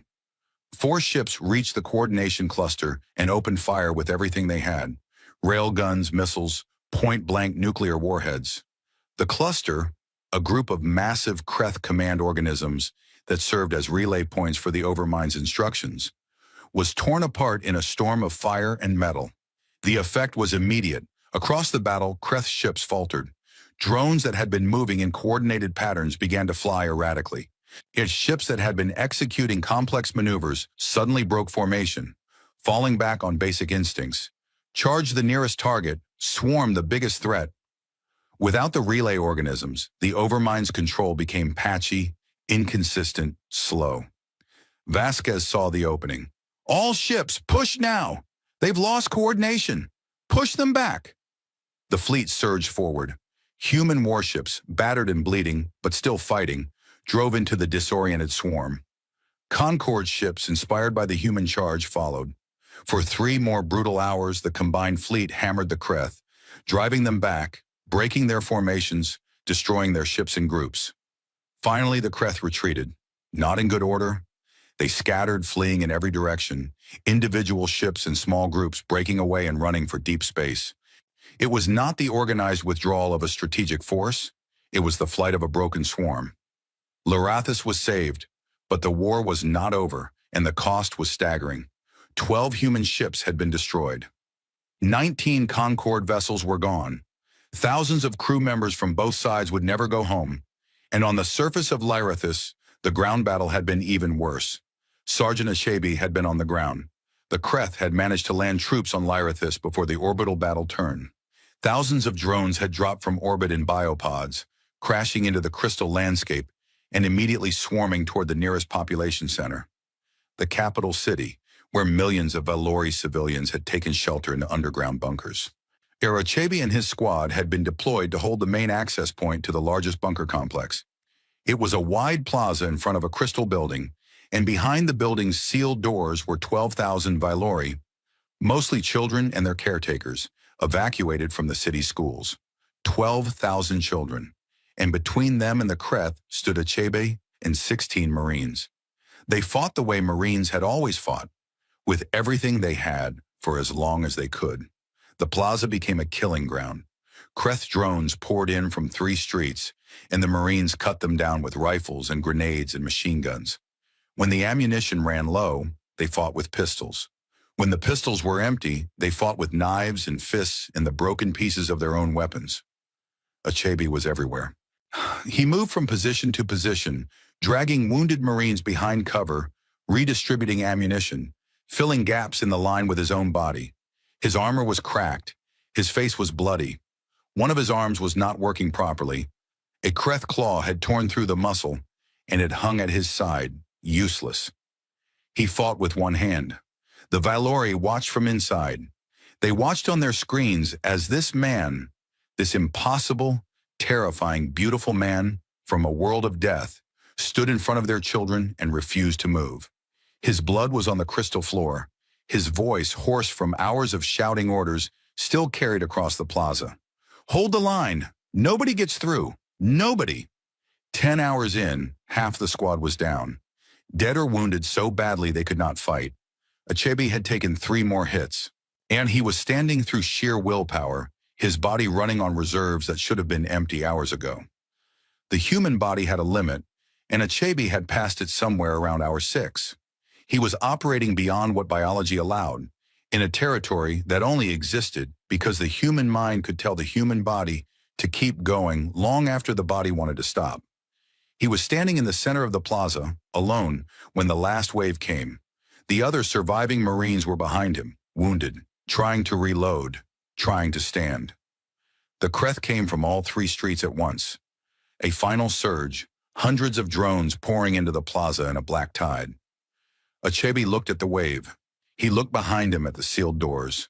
He looked at the camera feeds he knew the Vylori were watching. He smiled. It was a tired smile and a sad one, and a proud one. For Earth, he said. For everyone. He charged into the wave. A human charging into a Kreth swarm should not have accomplished anything. One man against hundreds of drones. But Achebe was not fighting to win. He was fighting to buy time. Every drone that focused on him was a drone that was not reaching the door. Every second he survived was a second the children behind him kept breathing. He fought for 4 minutes. In 4 minutes, he killed 37 drones. He killed them with his one working arm, with his knife, with his helmet when the knife broke. He killed them until his body finally gave out. Not because he chose to stop, but because the human machine, for all its incredible endurance, was not infinite. Sergeant Thomas Achebe fell on the crystal floor of a world he had never heard of 6 months ago, defending children of a species he had never known existed. He fell, and he did not get up. But those 4 minutes were enough. A Concorde gunship, redirected by Vasquez from the orbital battle, arrived and cleared the plaza with precision energy fire. The remaining Kreth were destroyed. The bunker doors held. 12,000 children lived. In the days that followed, the Concorde mourned its dead and counted its losses. But something else happened too. Something that changed the political landscape of the galaxy forever. High Chancellor Salith called an emergency session of the full Concord Council. Every species sent representatives. The chamber was full. Thousands of delegates from dozens of worlds, many of whom had never agreed on anything in their lives. Salith stood before them and showed them the footage. Not the space battle. They had all seen that. She showed them the ground battle. She showed them Sergeant Achebe and his squad, standing in a plaza on Lyrathis, fighting and bleeding and dying. She showed them the moment Achebe charged into the swarm, alone, so that 12,000 children could live. The chamber was silent. We quarantined them, Salith said, her voice carrying across the vast room. We saw their world and we were afraid. We saw their strength, and we called them monsters. We sealed them away and pretended they did not exist. She paused. Her skin was cycling through colors. Blue for sorrow, red for shame, gold for something deeper. And when we were dying, when the darkness came and all our wisdom and all our gentleness could not save us, they came. They crossed the stars because we asked for help. How they bled for us. They died for us. Sergeant Thomas Achebe died today, defending Vylori children he had never met, on a world he had no reason to love. He died because a little girl needed someone to stand between her and the dark. She looked out at the assembly. We were wrong about them. They are not monsters. They are not weapons. They are what we should have been, what we might yet become, if we are brave enough to learn from them. They are guardians. They are the best of what life can be when it is forged in the hardest fire. She straightened. I am asking this council to formally recognize humanity as full members of the Concorde, with all rights and privileges. I am asking you to stop fearing them and start standing beside them, because they are standing beside us. They are from the moment they answered our call. The vote was unanimous. That night in her lab, Dr. Zhao made her breakthrough. She had been working for weeks on the dormant sequence she had found in the Kreth genetic code. She had run simulations, tested frequencies, mapped the biological triggers, and now she had it, a specific electromagnetic frequency that would activate the dormant kill switch in every Kreth organism simultaneously. One signal, one frequency, and every Kreth in the galaxy would shut down. But there was a problem. The signal had to be transmitted from close range, very close range. The kill switch was buried so deep in the Kreth biology that only a transmitter placed within the Overmind itself could propagate it through the entire swarm. A ship-based broadcast would only affect drones within a few kilometers. When to shut down all of them, the signal had to come from the source. Someone would have to carry a transmitter into the heart of the Overmind, a living organism the size of a continent, floating in deep space, surrounded by the densest concentration of Kreth ships in the galaxy. It was a suicide mission. Everyone in the room knew it. The officers, the scientists, the Concorde advisors. They all looked at the tactical projection of the Overmind and understood that whoever went in was not coming out. Admiral Morrow spoke before anyone else could. "I'll do it," he said. The room erupted. Vasquez, still in her wheelchair with her leg in a cast, objected immediately. Salith protested. The other officers argued that the fleet needed its admiral. Morrow listened to them all. Then he held up his hand, and the room went quiet. "When I left 40,000 people on New Carthage," he said, "I made that choice, and I carry it. Every name, every face, I carry all of them. This is how I balance the ledger. Not because I want to die, I don't, but because I'm the one who should go. I've been making the hard choices this whole war. This is the last one." He looked at Vasquez. "You'll command the fleet. You're better at it than I am anyway." Vasquez looked at him for a long time. Her eyes were bright and her jaw was set. "You're a stubborn old man," she said. "I learned from the best." He looked at Salith. "Take care of them, Chancellor. Humans and Concord. We're all one people now." Salith's skin was deep, deep blue. "We will remember you," she said. "Every world, every species, for as long as the stars burn." Morrow nodded. "Emery, that's more than enough." He turned to the star chart, where the Overmind waited in the dark. "Let's end this." The fleet gathered at the edge of known space, in a system so far from any star that the sky was nothing but blackness dotted with distant pinpoints of light. It was the largest military force the galaxy had ever assembled. 18 human warships, battered and patched but still fighting, alongside 35 Concord vessels from every species in the Alliance. Valori crystal ships flew in formation with Dralith heavy cruisers. Talani scout ships darted between the larger vessels like silver fish. Even the Orvathi had sent their last 3 carriers, crewed by volunteers who knew they might not come home. Admiral Ria Vasquez sat in her command chair on the bridge of the Ixon ISS Prometheus, her broken leg in a brace, in her hands steady on the armrests. She had been promoted to Fleet Admiral 2 days ago, after Morrow had formally handed over command. The weight of it sat on her shoulders like a second gravity, but she did not bend under it. Humans did not bend. She looked at the tactical display. The Overmind was out there, a living organism the size of a small continent, drifting in the void between galaxies, surrounded by the densest concentration of Kreth ships anyone had ever recorded. Estimates put the number at over 10,000 warships, plus millions of drones, plus the Overmind itself, which was not just a brain, but a factory. It consumed raw materials and produced new ships, new drones, new soldiers, in an endless cycle of growth and hunger. To reach it, the fleet would have to fight through the largest swarm in history. And while the fleet fought, a single stealth frigate would slip through the chaos, carrying Admiral Morrow and a team of 12 volunteers to the surface of the Overmind, where they would plant Dr. Zhao's transmitter and activate the kill switch. It was, by any reasonable military analysis, impossible. But then humans had never been very good at reasonable. Vasquez opened a fleet-wide channel. She had spent the night trying to write a speech. Something grand, something inspiring, something that would make people feel brave. She had thrown away every draft. In the end, she decided to just talk. "This is Admiral Vasquez," she said. "I'm not going to give you a speech about glory or destiny. You know why we're here. There's something out there that eats worlds and kills children. We're going to stop it. Some of us won't make it home. I won't lie about that. But every single one of you, human and Concord alike, chose to be here. You chose to fly into the dark because someone needed you to. That's enough. That's everything." She paused. On every ship, every crew member was listening. Humans standing at their battle stations, hands on weapons. Valori at their consoles, their crystal skin glowing with colors that shifted between fear and determination. Talani gunners, small and nervous but refusing to run.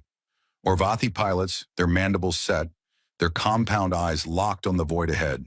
"Give them hell," Vasquez said. "Fleet advance, all ships."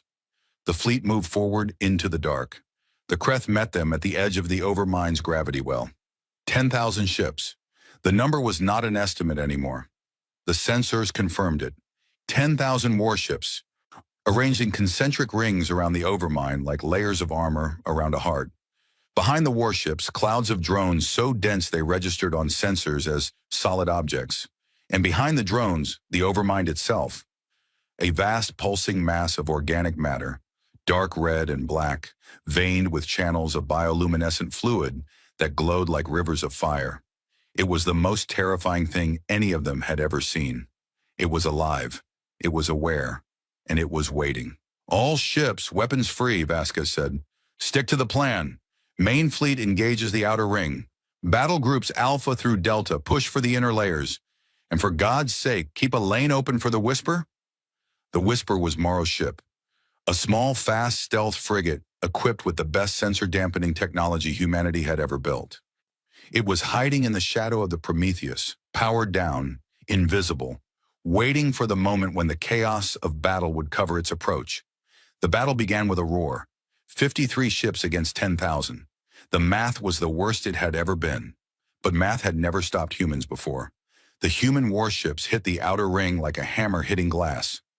Railguns spoke in rapid succession, each shot carrying enough energy to crack a small moon. Nuclear missiles arced through the void, their warheads detonating against Kreth hulls in blooms of white fire that left nothing but vapor. Point defense systems filled the space between ships with a web of metal and light, shredding drones by the thousand. The conquered ships fought differently but just as fiercely. Intravalori crystal ships used their energy lances to cut surgical strikes through Kreth formations, their beams slicing ships in half with the precision of a surgeon's blade. Drelith heavy cruisers, slow but powerful, absorbed hits that would have destroyed smaller vessels and returned fire with plasma cannons that melted through Kreth hull flesh like flame through wax. The Talani scouts, too small and fast for the Kreth to target easily, darted through the enemy formation, dropping sensor beacons that helped the larger ships aim. It was brutal. It was beautiful. It was the galaxy fighting for its life. Ships died on both sides. A Valori crystal ship took a direct hit from a Kreth bioacid barrage and dissolved, its crystal structure crumbling like sugar in water. A human destroyer rammed a Kreth carrier at full speed. Now both ships exploding in a fireball that was visible from 100,000 kilometers away. An Orvathi carrier, its weapons destroyed, turned itself into a shield, positioning its bulk between a swarm of Kreth drones and a damaged Talani scout, absorbing the hits until the scout could escape. Vasquez watched it all from her chair, her hands white-knuckled on the armrests, her mind processing a dozen streams of information simultaneously.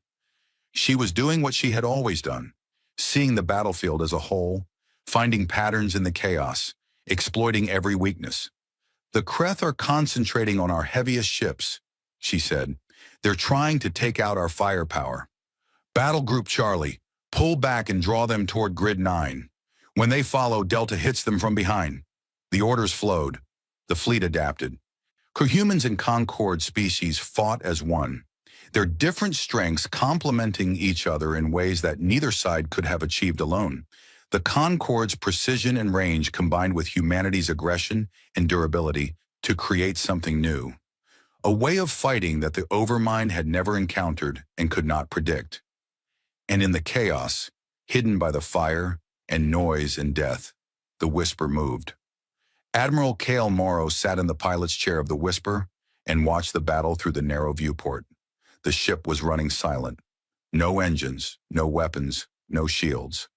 It was drifting on momentum alone, using the gravity of the Kreth ships around it to adjust its course, invisible to sensors, a ghost in a storm. Behind him, 12 volunteers sat in their assault gear, checking weapons and equipment for the 100th time. They were the best humanity had. Special Forces operators selected for this mission from hundreds of applicants. Every one of them knew they were not coming back. Every one of them had volunteered anyway. Corporal Lisa Umbeki was the youngest. She was 23 years old, and she had a picture of her daughter taped to the inside of her helmet. She had told Morrow, when she volunteered, that she wanted her daughter to grow up in a galaxy without the Kreth. Morrow had tried to talk her out of it. She had refused. Sergeant Major David Reeves was the oldest. Other than Morrow himself, he was 52, a veteran of every major conflict humanity had fought in the last 30 years. He had no family left. His wife had died on New Carthage. When Morrow had told him the mission was one way, Reeves had said, "Good, I've got someone to meet on the other side." The transmitter sat in the center of the cargo bay, strapped to a reinforced frame. It was surprisingly small, the size of a large suitcase. Dr. Zhao had designed it to be portable because she knew it would have to be carried by hand through terrain that no vehicle could cross. The Overmind was not a building or a ship. It was a living creature. Its interior was organic. Pulsing walls, shifting corridors, acidic fluids, and gravity that changed without warning. The Whisper slipped through the Kreth formation like a needle through fabric. Morrow navigated by instinct, reading the movements of the surrounding ships, anticipating gaps, finding paths through the swarm that should not have existed but did, for a few seconds at a time.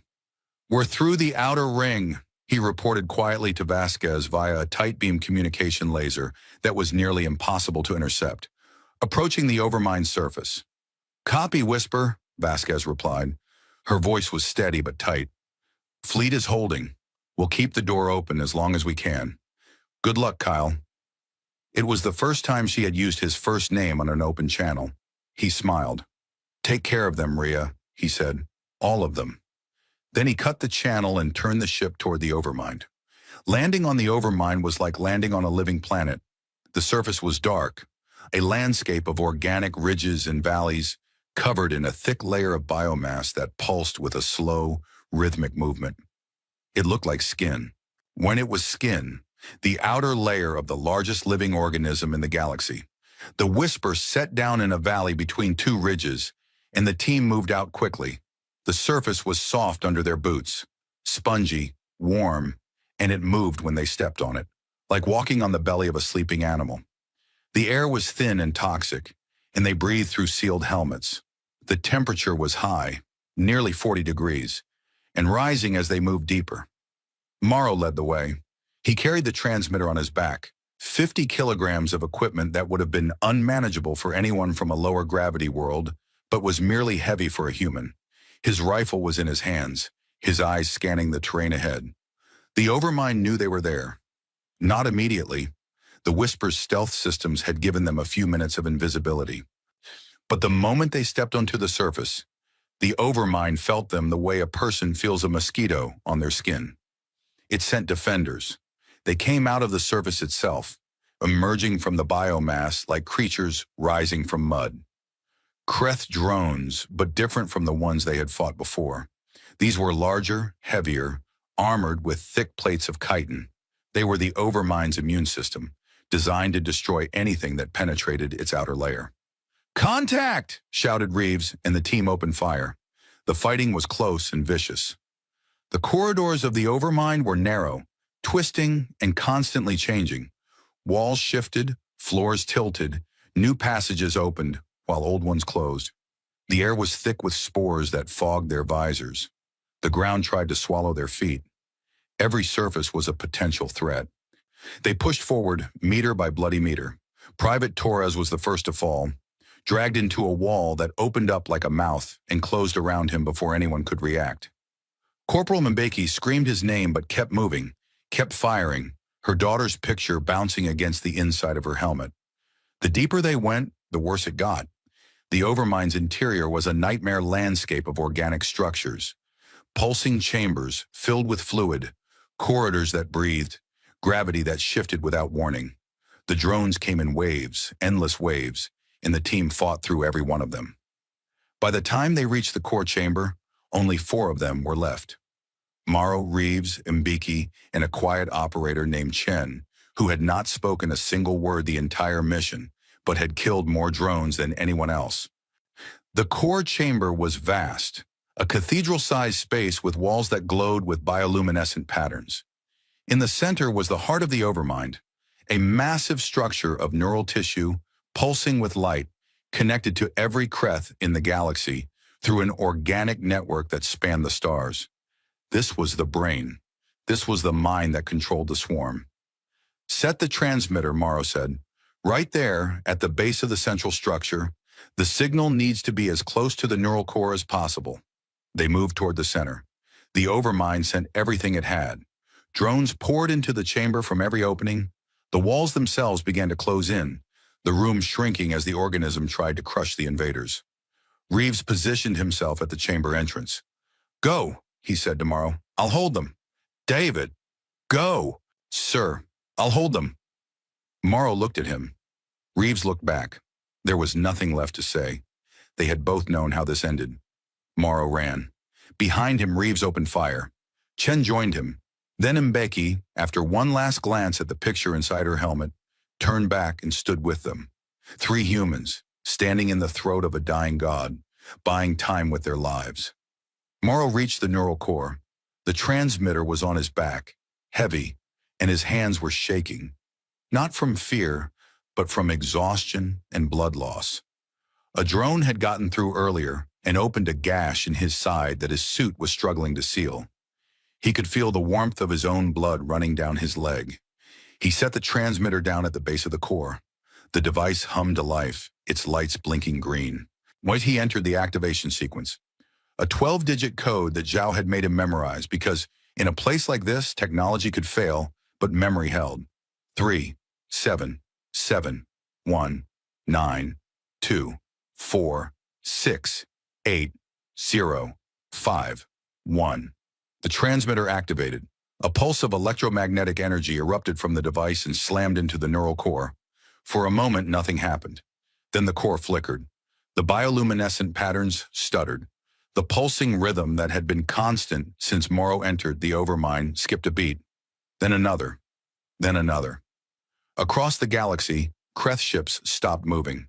Drones that had been swarming fell out of formation and drifted.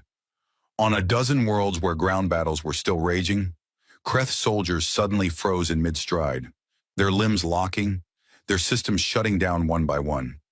On the surface of Larathis, where cleanup operations were still underway, a Kreth drone that had been hiding in a ruined building stepped out into the open, stood motionless for 3 seconds, and then collapsed into a pile of inert chitin.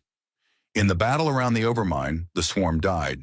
10,000 ships went dark simultaneously, their engines failing, their weapons powering down, their organic hulls beginning to decompose as the biological processes that sustained them stopped. The clouds of drones dissolved into clouds of debris.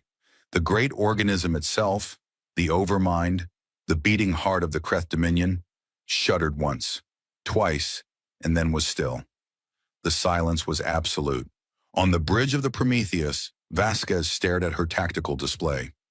Every red dot was gone. Every Kreth signature had disappeared, and the sensor showed nothing but debris and stillness. "He did it," she whispered. Then she opened a channel. "Whisper, this is Prometheus. Cal, do you copy? The swarm is down. All signatures negative. Cal, respond. Static. Cal, respond. Static. Admiral Morrow, this is Fleet Command. Please respond." The static hissed softly, empty and endless. Vasquez sat in her chair and listened to it. Around her, the bridge crew was cheering, humans and Concord species embracing, shouting, weeping with relief. The war was over. The galaxy was saved. Vasquez did not cheer. She sat and listened to the static, and after a long time, she closed the channel. Then she said very quietly, so that only the communication officer beside her could hear, "Log it, Admiral Cale Morrow. Killed in action. He saved all of us." In the core chamber of the dying Overmind, Morrow sat with his back against the transmitter. The room was dark now, the bioluminescent glow fading as the organism died around him. The walls were still. The air was thinning. He could hear the structure settling, creaking, breaking down. Reeves was gone. Chen was gone. Mbeki was gone. He was alone. He reached into his pocket and pulled out a small photograph. It was old and creased in analog. A real photograph, printed on paper, the kind nobody made anymore. It showed a young woman and a young man standing in front of a house, smiling. The woman was holding a baby. Morrow looked at the photograph. His wife, his son. Both gone now. His wife to illness, years ago. His son to the last war. He had carried this picture through every deployment, every battle, and every dark night when the weight of command had been too much. He touched the faces in the picture with a bloody thumb. "I'm coming home," he said. He leaned his head back against the transmitter and closed his eyes. The last thing he heard before the silence took him was his own heartbeat. Strong, steady, human. A heart that had been beating since the moment he was born on a small, violent, beautiful world that had made him exactly what the galaxy needed. His final transmission, sent automatically by his suit's emergency beacon just before the power failed, contained 6 words. Tell them it was worth it. 1 year later, the galaxy was rebuilding. The Kreth were gone. Their ships and drones had decomposed within weeks, their organic material breaking down into harmless compounds that drifted through space like dust. When the worlds they had consumed could not be restored, but the worlds they had threatened were safe. The Concord, once fractured by fear and despair, was stronger than it had ever been. Humanity was no longer quarantined. The warning beacons around Sector 7G had been removed. In their place, new beacons had been installed, welcome markers that broadcast a message in every language the Concord had ever recorded. The message said, "Here live the humans. They are our friends. They are our guardians. Do not be afraid." On Lirathus, in the great plaza where Sergeant Achebe had made his stand, a memorial had been built. It was made of Valori crystal, the strongest material the Concord could produce, and it was shaped like a human hand, reaching upward, palm open. At the base were the names of every human who had died in the war. However, there were thousands of names. Each one was carved in crystal that would last for 1,000,000 years. Achebe's name was at the top. Below it, in smaller letters, were the words he had said to a frightened Valori child. Because you needed help. Admiral Rhea Vasquez stood before the new Galactic Council in the Grand Hall of Lirathus, wearing her dress uniform, her legs still slightly stiff from the break that had never quite healed right. She was Earth's first ambassador to the Concord, and she carried the title with the same calm, steady presence that she had carried everything else. High Chancellor Salith introduced her. The old Valori stood at the podium, her crystal body glowing with colors that the Assembly had learned to read. Gold for happiness, blue for remembrance, and a deep, steady violet that meant love. "In 1 year ago," Salith said, "we sent a scream into the dark.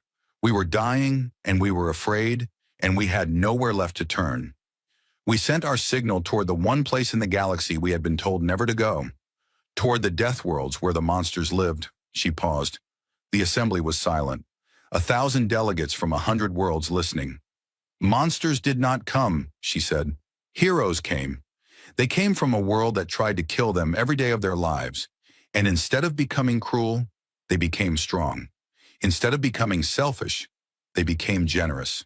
Instead of becoming cold, they became the warmest hearts in the galaxy." She looked at Vasquez and her skin blazed gold. "They came from a world of death," Salith said, "and they taught us how to live." The Assembly rose, every delegate, every species, every world. They rose and they applauded, and the sound filled the Grand Hall like thunder, like a heartbeat, like the roar of a world that had learned to be brave. Vasquez stood at the podium and looked out at them. She thought of Morrow, sitting alone in the dark, holding a photograph. She thought of Achebe, charging into a swarm to buy 4 more minutes for children he had never met. She thought of Mbeki, with her daughter's picture taped inside her helmet. She thought of New Carthage. She thought of Earth. She thought of what it meant to be from a death world. Not the gravity, not the predators, not the toxic atmosphere. Those were just facts. What mattered was what those facts had made. They had made a species that knew, in its bones, that survival was not a right but a fight, that every day was borrowed, in that the universe did not owe you anything, and so every good thing, every act of kindness, every moment of beauty, every life saved was a victory against the dark. That was the Death World's gift, not strength, not violence, not the ability to fight harder or endure longer, although those things were real. The gift was understanding that life was precious because it was fragile, and that the right response to a fragile universe was not fear, but fierce, stubborn, relentless love. "Thank you," Vasquez said to the Assembly. It was all she could manage. It was enough. Later that evening, Vasquez found Salith on the balcony where they had shared coffee a lifetime ago. The crystal city glowed beneath them, beautiful and alive. In the sky above, human and Concord ships moved in orbit, their lights like new stars. "He would have liked this," Vasquez said. "He would have said we were making too much of a fuss," Salith said. Vasquez laughed. It was the first real laugh she had managed in a long time. Yeah, he would have. They stood together in comfortable silence, the human and the alien, watching the stars. Then Salith spoke. Dr. Zhao has asked to see us. She says she has found something. What kind of something? She would not say, only that it was important and that we should come immediately. They went. They found Zhao in her lab, surrounded by screens and data and the controlled chaos that was her natural habitat. She looked up when they entered, and her face had an expression that Vasquez had learned to recognize. The look of a scientist who had found something that changed everything. When I've been analyzing the Kreth genetic code since the war ended, Zhao said without preamble, specifically the kill switch. It was engineered. We knew that. But I've been tracing the engineering, the techniques, the molecular signatures, the design philosophy. Whoever built the Kreth was advanced. Far more advanced than us. Far more advanced than the Concorde. We knew this as well, Salith said. What we didn't know, Zhao said, pulling up a star chart, is where they are. She pointed to a region of space beyond the outer rim, beyond where the Kreth had come from, in a part of the galaxy that was empty and uncharted. I found a signal. Buried in the Overmind's neural architecture, there was a connection, a data link sending information to this location. The Overmind wasn't just operating independently. It was reporting to something. The room went very quiet. The Kreth were a weapon, Zhao said, a tool, and tools are built by someone. I've been scanning that region with our deepest long-range arrays, and I found something. She brought up an image on the main screen. It was grainy and distorted, taken at extreme range, enhanced and processed and cleaned up until it was barely recognizable. But it was recognizable. It was a structure, a manufactured object, hanging in the void between galaxies, impossibly large. Larger than a planet, larger than a star. A structure of metal and energy and purpose, ancient beyond measurement, dark and silent. But not dead. The scan showed power readings. Faint, intermittent, but there. Something inside the structure was drawing energy. Something was waking up. What is it? Vasquez asked. I don't know, Zhao said. But whatever it is, it built the Kreth. It sent them out to consume worlds. And now the Kreth are gone, and the data link has been severed, and I think it's going to want to know why. Vasquez looked at Salith. Salith looked at Vasquez. They did not need to speak. They had fought one war together and survived. They had buried their dead and honored their heroes and built something new from the wreckage. And now the dark was stirring again. Something older than the Kreth, older than the Concorde, older perhaps than the stars themselves was waking up in the void, and it would come looking for answers. Vasquez turned back to the star chart. She looked at the distant structure, ancient and vast and unknown. She thought of Earth, her violent, beautiful, impossible death world. She thought of the people who had come from it, who had fought and bled and died, and who would do it all again without hesitation. She smiled. It was a tired smile and a hard one, and it held the weight of everything that had happened and everything that was coming. Well, she said, I guess we'd better get ready. Outside the window, the stars burned on. The galaxy turned, and somewhere in the dark, something very old opened its eyes and looked toward the light, where the Deathworlders were waiting. The story was not over. It was just beginning.